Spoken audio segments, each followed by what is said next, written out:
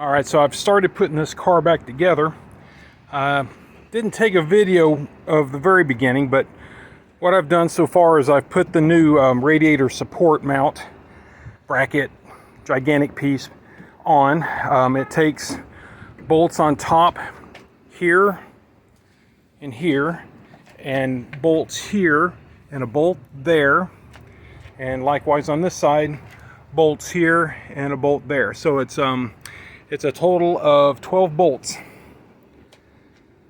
And when you're putting this in, you've got to make sure you get this through properly and mount it into this bracket. The supports for this built into the bracket. These 3 points here. This fits in nicely like that. It goes through this access here.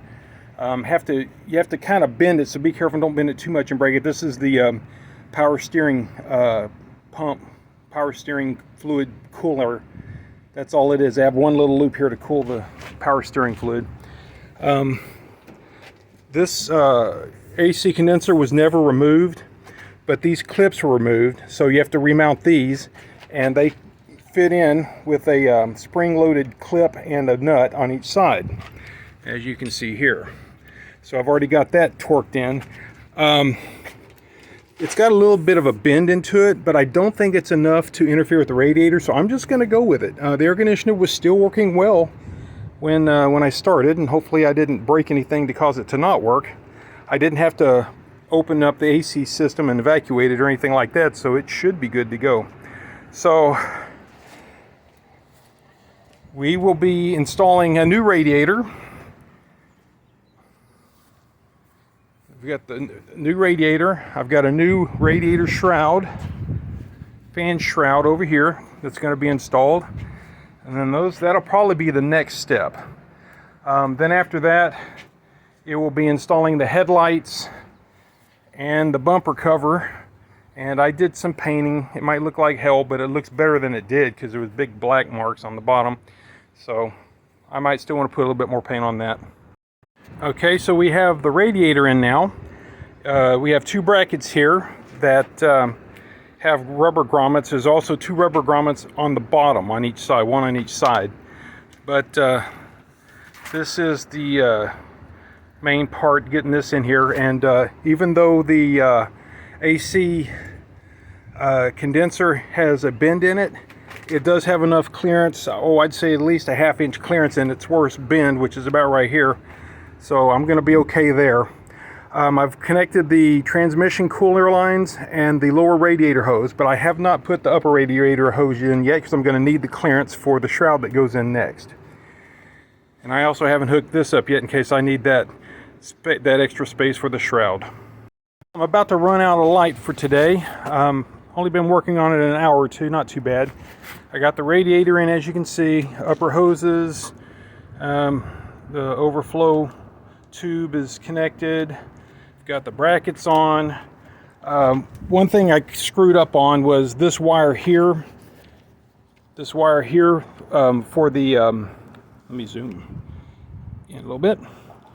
I guess this is an impact circuit, impact sensor for the airbags, I suppose. But this wire, as I recall, and this is from memory, needs to come through this hole here.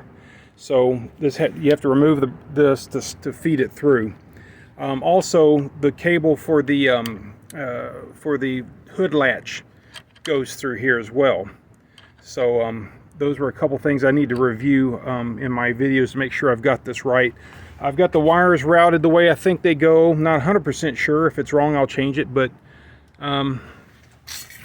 these are things that you need to kind of pay attention to, which I didn't. I just went. So these are the wires for the headlights. I think those are okay. These wires here, I'm not sure what that is, but this here is for an optional fog light, which this car was not equipped with. Same thing for this side. I've got the headlight connectors up here, and I've got the fog light wire there, connector there. So I think everything is lining up the way it's supposed to. I'm going to double check my recordings and change anything that doesn't look right, but it's, as memory serves, this is how it's going. So the next thing I'll do is I'll install the metal bumper that goes underneath the bumper cover, and it's held on by 2 nuts, and it slides into a slot. It's a slotted thing with the 1 nut on each side. And so I'll continue on this tomorrow. Thanks for watching. All right, so one last thing for today. The hood latch mechanism has been put on, and let's see.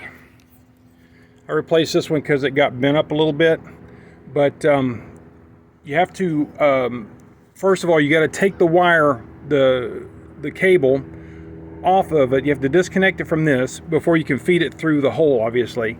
Then after you've fed it through, you've got to reinstall it. And the wire basically installs through this slot here. And what you do is you get the cable and you drop it down between the spring and this area here. And you'll feed the wire in a little slot that connects to the part that moves, this part here that moves. It's got a slotted piece.